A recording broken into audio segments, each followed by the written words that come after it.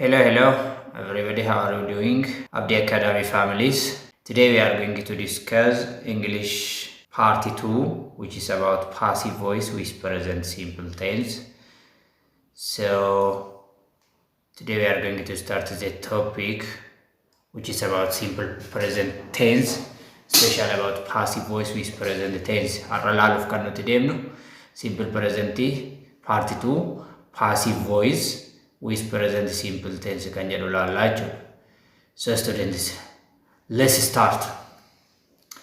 So students, today we are going to discuss first definition of present simple passive.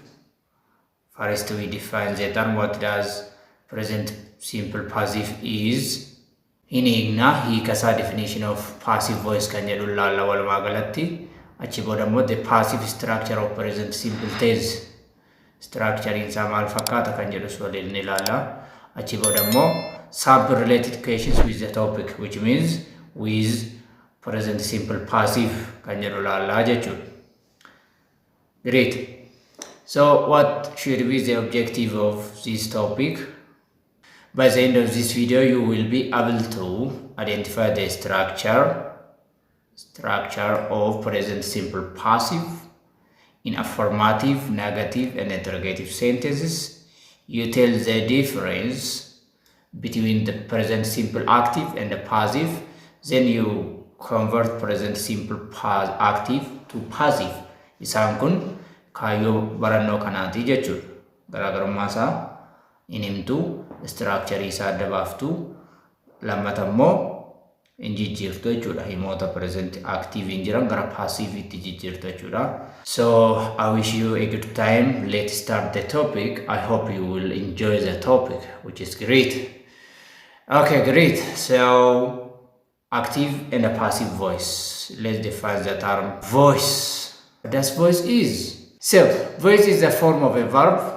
Is nothing but is the form of the verb tense to indicate whether the subject of the verb performs or receives an action. Voice gaafa Ingiliffa keessatti verbii gosa verbii ta'e form of verbii ta'e maal nutti hima whether the subject of the sentence subjectiin hima tokko gochicha perform godha moo receive godha jedha kan nutti himu voice jennee waamuu dandeenya jechuudha. It's great. So it indicates whether the subject of the verb performs or receives the action. Obviously, a sentence has a subject. So in other sentence, subject is the receiver of an action. And in some sentences, subject is performers of an action or doer of an action. So voice is the form of the verb that tells whether the subject receives the action or performs the action. Voice jechuun kanaan. Obviously, there are two types of voice in English, which is active voice and passive voice. Let's see the difference between active voice and passive. Active voice indicates that subject of the verb is acting or doer of an action. So if the subject of the verb is doer of an action, we call that sentence as active voice. Because the subject does or acts upon the verb in such sentence, the verbs are said to be in the active voice. Hima tokko keessatti subjectiin tokko doer of an action yoo ta'e, hima sanaan maal jennaani? Active voice jennaan. Look at this example. The dog jumped onto the boy. In this sentence, the dog is subject. The dog is subject, jumped is a verb, the boy is an object. So in this sentence, the dog is a subject which is doer of an action. Hima kana keessa the dog kan jedhu subject ida, gocha kanas kan raawwatu the dog ida. Kanaafu hima akka kanaatiin active voice jennaan. Active voice yookaan active sentence jennaan. Passive voice is if the subject of a sentence and the subject of the sentence is flip-flop or exchange the place. Yoo iddoon subjectii fi objectii wal jala darbe. Inni dura active keessatti objectii ture dhufee iddoo subjectii yoo qabate inni immoo iddoo subjectii ture active keessatti dhufee object yoo ta'e passive keessatti hima akkanaatiin passive jennaan. So maal jechuudha kuni? The subject becomes the passive recipient of the action. Subjectiin iddoo kana keessatti maal ta'a jechuudha? Recipient of an action ita. Receipt of an action ita. Because of the subject is being acted upon or is passive, such verbs are said to be passive voice. Hima akka kanaatiin immoo passive voice jechuudha. Subjectiin hima sana iddoo objectii dhufeetu, iddoo objectii active keessaa dhufeetu actionii sana receipt godha. Hima akka kanaatiin immoo passive voice yookaan passive sentence jennaan. That is great. So in English, students may ask when to use the passive voice, especially students ask why we use passive sentences in English. Barattoonni yeroo tokko maal jedhu maaliif passive voice fayyadamna Ingiliffa keessatti? It's something we need to focus and we need to discuss more and more. Dhimmi kun waan baay'ee sirriitti irratti mari'achuu fi ilaaluu qabnudha jechuudha. So most academic writing should be in active voice. Academic writing in baay'een isaanii active voice idhaani. However, there are times when it is useful to passive. So why we use passive voice? Number one, when you want to focus the thing or person acted on. Passive voice kan nuti fayyadamnu xiyyeeffannaan keenya waan nama raawwate dhimma sana otoo hin taane dhimma raawwatame yookaan nama dhimmichi irratti raawwatame irratti xiyyeeffachuu yoo barbaannu jechuudha.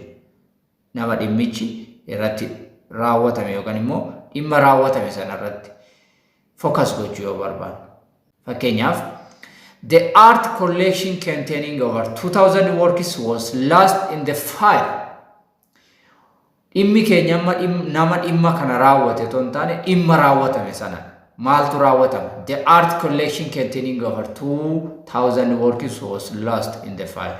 Dhimma kana irratti xiyyeeffanna. Eenyu dhimma kana akka godhe miti jechuudha xiyyeeffannaan keenya. Kanaaf yeroo akka kana passive voice fayyadamna jechuudha. Lammaffaa, when the performer of an action is unknown or not important. Yeroo tokko immoo namni gocha tokko raawwate hin beekamu. Clearly beekuu dhiisuu dandeenya. Yookaan immoo barbaachisaa miti dhimma abbaa dhimma sana raawwate kaasuun. Yeroo akka kanaas passive voice fayyadamna, active voice fayyadamuu hin dandeenyu jechuudha. Because we don't know the doer of an action. The subject of the action is not clearly mentioned, is not clearly understood. So we need to use passive voice. Yeroo akka kana dhimmicha namni hojjete sirriitti hin beekamu, adda baasnee beekuu hin dandeenyu yookaan immoo kaasuun barbaachisaa miti yoo ta'e passive voice fayyadamna jechuudha. Women's ordination was introduced in America in 1911. Abbaa dhimma kana godhe hin beeknu yookaan immoo barbaachisaa miti kan nuti beeknu garuu dhimmicha ta'e kana clearly ni beekna jechuudha. Yeroo akka kanaas passive fayyadamna. Great. When it is obvious who did the action. Yeroo tokko immoo beekamaadha subjectii dhimma kana raawwatu. Abbicha ana namni biraa raawwachuu hin danda'u. So yeroo akka kanaas passive voice fayyadamna. For example, the thief was sentenced to 3 years in prison. Who did this one? It's obvious. The judge or the court. Namni hattuu tokkotti murtee dabarsuu danda'u beekamaadha. Mana murtiiti yookaan ammoo judge abbootii murtiiti. So dhimmichi obviousdha waan ta'eef namni kamuu eenyu kana godhe deemuun gaafatu kanaaf dhimma akka kanaaf passive fayyadamuu dandeenya jechuudha. In scientific writing, to objectively describe a process or an experiment yoo kana ibsuu barbaanne scientific writing keessatti dhimmicha objectively taane nuti keessaa bilisa taane dhimma ta'e qofa gabaasuu yoo barbaanne especially in scientific writing, in academic writing fayyadamuu dandeenya passive voice. Research participants were asked to describe what is this obvious. You are objective in this case. Dhimmuma ta'e san gabaasuudha malee ati gahee keessan qabdu objectively free taatee gabaasta jechuudha. Yeroo akka kanaas passive voice fayyadamna jechuudha. The fifth one, when you are talking about general truths. yeroo tokko immoo waa'ee general truths dhugaa namni hundumtuu irratti walii galu obvious kan ta'e ibsuu gaafa fayyadamnus passive voice fayyadamna jechuudha. Laws are made to make society live free. Seerri kan hojjetameef hawaasni free ta'e akka jiraatuuf sodaa malee. General truths kun namni hundumtuu irratti walii galu. Eenyutu seera hojjetee isa jedhu xiyyeeffannaa keenya miti. Our issue is talking about the general truths which regard with laws. So yeroo akka kanaas passive voice fayyadam. Where you deliberately went to be vague about who was responsible for the action. Gochi tokko ta'e responsibility isaa nama fudhatu ani hin beeku yoo jechuu barbaadde yookaan immoo clearly about responsibility fudhachuu barbaadu sun naan galle yoo jette passive voice fayyadamuu qabda jechuudha. Errors were made in the calculation of the budget. Who made this one? I don't know. Who made this one? It's not clear for me. Responsibility kana namni fudhatu hin beeku. Garuu dogoggorri wayii baajata calculate gochuu keessatti uumameera. Responsibility fudhata namni dogoggora kanamu. Eenyudha garuu? It's not my business. So passive voice akkasittiin fayyadamuu dandeenya jechuudha. So when we come to our issue which is about present simple passive, akkuma beekamu gaa tensiin hundumtuu passive qaba. Passive ofiisaatii qaba. Garuu har'a kan nuti waliin ilaaluu deemnu present simple passive dha jechuudha. Present simple passive. So why we use present simple passive, in what case, and what look like it is structure kan jedhu deeply waliin ilaalaa jechuudha. So it is used to talk about some action that are performed in the present or repeatedly, or habits, what we call habitual action, simple statement of the fact or universal truth. Akkuma kani present simple active passive insas finance kanuma present simple active faana ilaalla jechuudha. Habitual action ibsu, universal truth ibsu, fact ibsu. So the agent of this such action may be denoted by termii kanaan ibsuu dandeenya jechuudha. By ishiin jettu kun imichi passive ta'uu isaa nutti agarsiisa. Look at this example. This work is performed by a new company. Asitti yoo laalle by a new company ishiin jettu kun agentii hima kanaati. Receiver of an action. Otoo hima kana gara activity jijjiirre new company subject ta'a. Garuu asitti akka object hima kanaatti receiver of an action kaa'amee jira. So by ishiin termiin jettu kun imichi passive ta'uu isaa nutti agarsiisa jechuudha. Fakkeenyonni kun hundumti isaanii kanuma nutti agarsiisu. The beach is cleaned every morning kan jedhus. Oranges are imported from Paraguay kan jedhu kun imonni kun passive ta'uu isaanii nutti agarsiisu jechuudha. So present simple passive structure maal fakkaata? Structure isaa kan jedhu yeroo baay'ee namni structure isaa maal fakkaata kan jedhu irratti little bit challenging waan jiruuf let's make it very simple. It's not something very difficult guys. So we need to give more attention for the structure of the present simple passive. So let's compare active and the passive structure in present simple. Look at this example. He opens the door. Hima kana keessatti he kan jedhu kun subjectidha. Opens verbidha. The door objectividha. Hin immoo subjecti ta'e doer of an actionidha. So hima akka kanaatiin active voice jennaan. Active sentence jennaan. Yoo hima kana garuu gara passivity jijjiirru, look at this one. The door is opened by him. Asitti he kan ta'e objective case fudhateetu himii ta'e. Asitti himii ta'e. So inni kun passive. Sababni isaa hiin asitti subjecti ture, asitti immoo objective case ta'e himiidhaan receiver of an action. The door in asitti objective ture dura, asitti immoo do subjecti dhufe it seems doer of an action. So the door is opened by him. So kana lama yoo waliin madaallu amma garaagarummaa active fi passive hubachuu dandeenya jechuudha. So kanarraa fakkeenya kanarraa let's go to the structure. To make statement with present simple passive, use am, is, are plus the past participle form of the verb, what we call past participle form or verb 3. Obviously, ami, is, are plus verb 3 fayyadamna jechuudha. Gaafa ima tokko passive goonu jechuudha. Present simple tense keessatti. So we use am, ami kana kan nuti fayyadamnu for the first person singular, I yoo ta'edha kan nuti ami fayyadamnu. Is for third person singular and are for second singular and the plural nouns and the pronouns. Are kan nuti fayyadamnu plural yoo ta'e, is kan nuti fayyadamnu third person singular yoo ta'e, ami kan nuti fayyadamnu subjectiin keenya I yoo ta'e. Let's go to the example. Look at I am visited. I am visited jechuun kun I am visited ani daawwatameera nama wayitiin namni na daawwate wayii tokko jira jechuudha. Abbaa Saayoon asirratti kaasuu baadhayyuu inni kun passive dha jechuudha.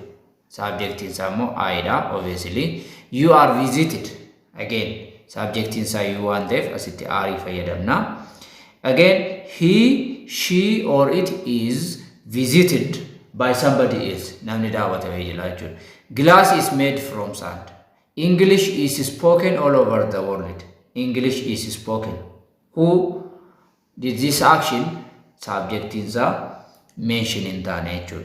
So inni kun passive dha jechuu ni dandeenya. Plural subject is we are visited, you are visited, they are visited. So isaan kun immoo subjective fi auxiliary plural fudhachuu qabu jechuudha. The next one is when to use present simple passive. Present simple passive immoo yeroo akkamii fayyadamna seedudha. Inni nuti itti ilaalu. We use the present simple to express the idea that an action is repeated or usual. Akkuma kan present simple active himichi repeated yoo ta'e maal fayyadamna? Present simple passive fayyadamna. Keeziin nuti present simple passive fayyadamnuuf garuu warroota nan dura kaase. Subjectiin isaa hin beekamu yoo ta'e responsibility nama fudhatu kaasuun hin barbaanne yoo ta'e general truth dha yoo ta'e abbaan hojjete immoo hin beekama yoo ta'e present simple passive fayyadamuu dandeenya jechuudha. The action can be habit, daily event, scheduled event or something that often happens. Akkuma kan active isaa jechuudha. In passive voice, we focus attention on the person. Look, this is a great difference between active and passive voice in present simple. So our focus when we use present simple passive is our attention on the person or thing affected by the action. When the subject is unknown, unclear or irrelevant. Yookaan subjectiin kana godhe hin beekamu yookaan immoo ifa miti yookaan immoo imicha faana kan wal qabatu waan hin taaneef maal goona present simple passive fayyadamna. Focusing keenya garuu nama yookaan immoo gocha dhimma kanaan taatee kanaan miidhamedha jechuudha. Person or thing affected by the action ta'uu isaati jechuudha. Compare the following examples. Look at this example. They wash the floors every day. Subjectiin hima kana they dha. Verbiin isaa wash dha. The floors objectii hima kanaati. The floors asitti ilaalaa gama. Iddoon kun the floors plural subject dha. So we need to use are because of the subject is plural. Washed verb 3 dha. So hima kanarraa maal hubanna jechuudha. Gaafa present simple passive gara activity jijjiirru iddoo subjectii kana kan dhufu maalidha? Objectichi. Plural nama singular dha isa jedhu adda baafna jechuudha. The floors are jenna. The floor otoo ta'e is jenna ture. Verb 3 common dha jechuudha. Verb 3 iddoo kanatti common dha. Asitti immoo he runs the company. He is subject, run is verb, and the company is an object.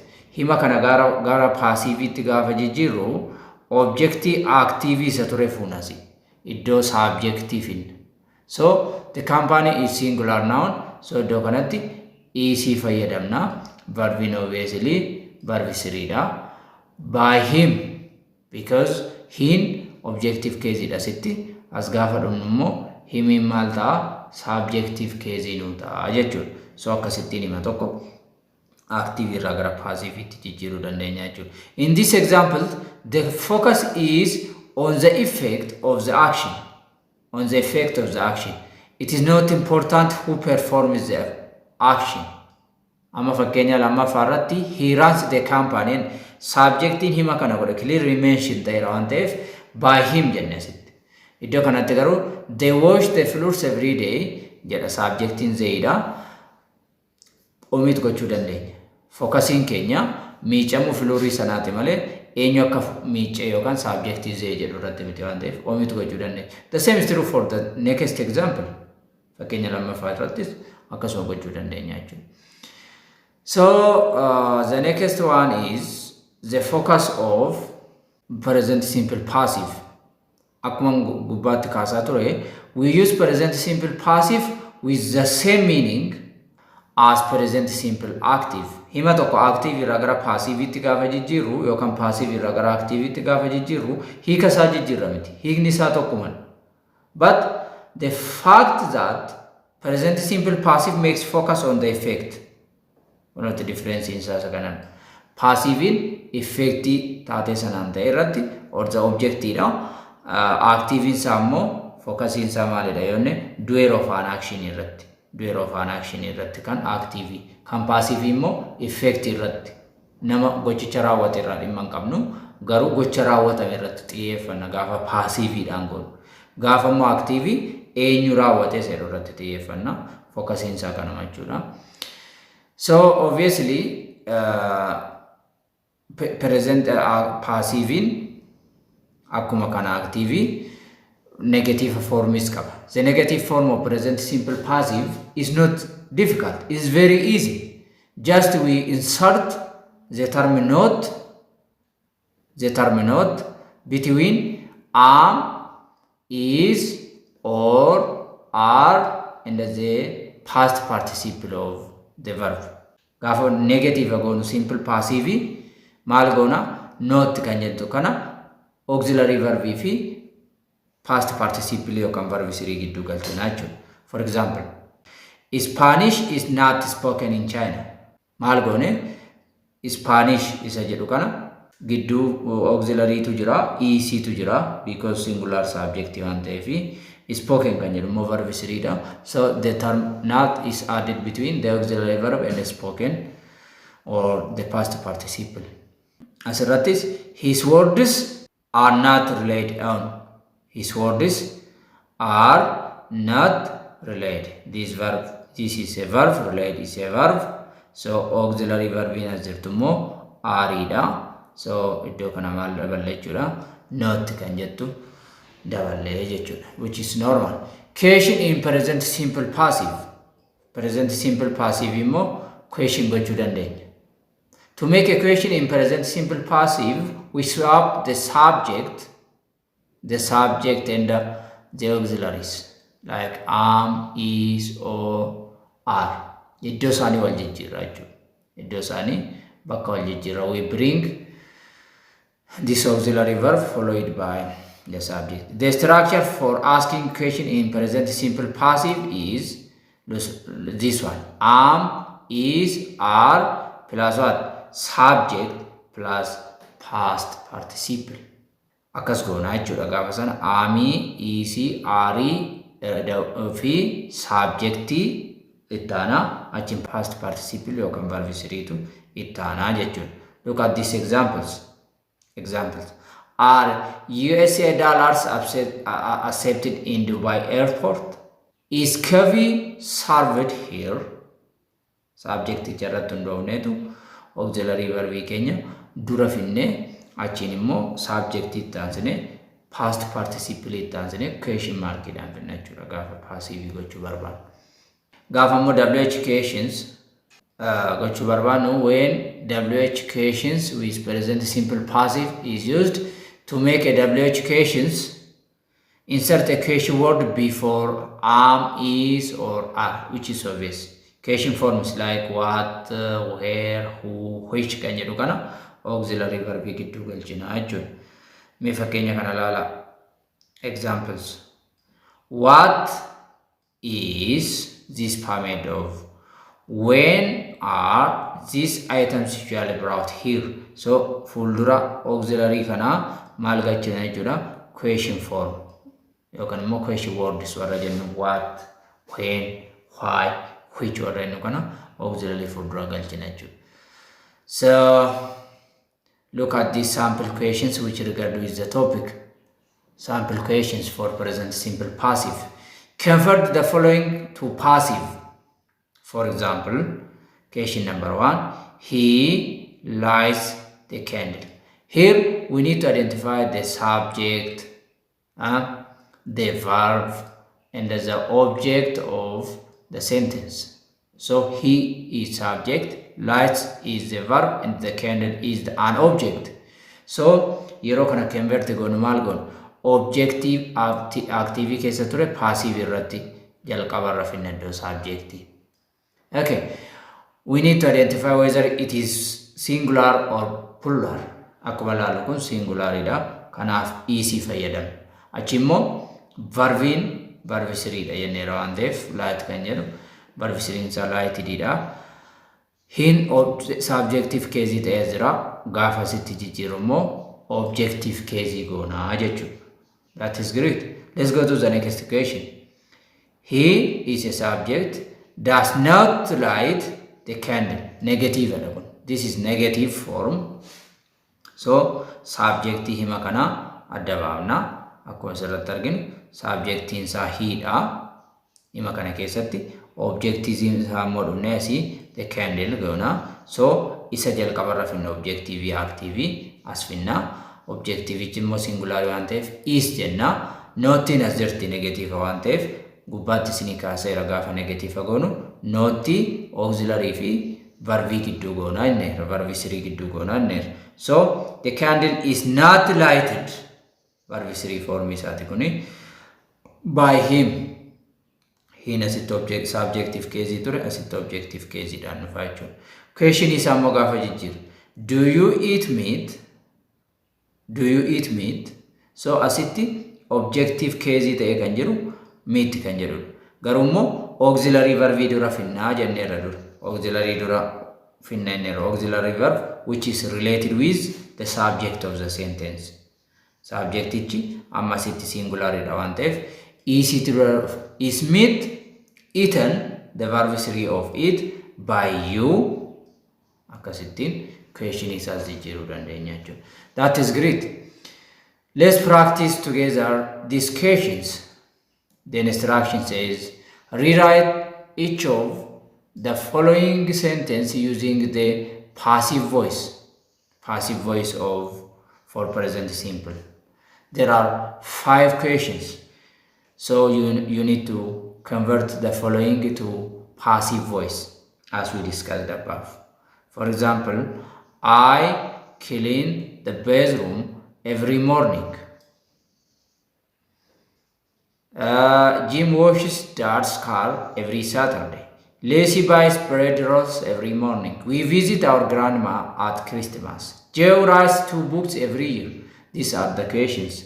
So first, you need to identify the subject and the object of the verb. Then you change the place of the subject and the verb. Then verbiin as keessatti immoo verbi 3 dha. Simply kana jijjiiruu dandeenya jechuudha. So akkuma asin ilaallu subjectiin hima kana I dha. Verbiin isaa clean dha. Objectiin isaa immoo the bathroom kan jedhu kanadha. So kan hima kana immoo Jim kan jedhu kun verbi dha. Washes, subject dha. Washes kan jedhu verbi dha. Dad's car kan jedhu kun immoo object dha.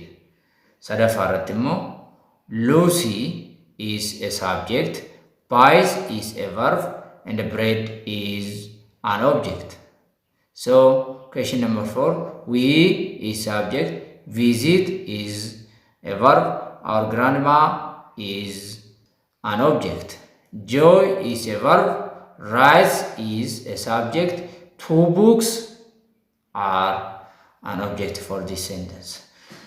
So look, so question number 1, I clean the bedroom. Kan jedhu kan passive gaafa goonu the bedroom kan jedhu jalqaba finna singular waan ta'eef is jennaani verb 3 clean immoo cleaned dha. Every week kan jedhu kun akka jirutti ta'a jechuudha. Himichi repeated action ta'uu isaa nutti agarsiisa jechuudha. Question number 2, Jim washes Dad's car. So Dad's car should be the subject of this sentence. Objective to achi keessatti iddoo subjective inna car dha waan ta'eef singular dha. Is jennaani. Washed is the verb 3 of wash by Jim is an object. Every Saturday is akkuma inni jirutti keenya jechuudha isa kana. Sadaffaa, Lucy buys bread rolls every morning. So bread rolls should be comes in place of noun. Plural waan ta'eef are jennaani. By immoo verb 3 is about it. By Lucy objective case ta'e dhufa jechuudha asitti. We visit win subject dha. This is a verb. Our grandma is an object. So our grandma comes in place of subject. Singular waan ta'eef is jennaani. Visit kan jennu verb 3 isaa kun visited dha. So kun passive form isaa ta'a jechuudha. 2 books should be comes at the place of subject. 2 books plural waan ta'eef are jennaani. Written is the verb 3 of rice by June every year jennaani. This is how we can convert present simple active to passive. This is about present simple active and the passive and how we change present simple active to passive and the structures, the 3 structures of present simple passive. And this is all about our today's topic. Have a good time. So this is Abdi Academy. Learn smart, shine bright. Don't forget to share, like, and follow this channel. Have a good time. Thank you.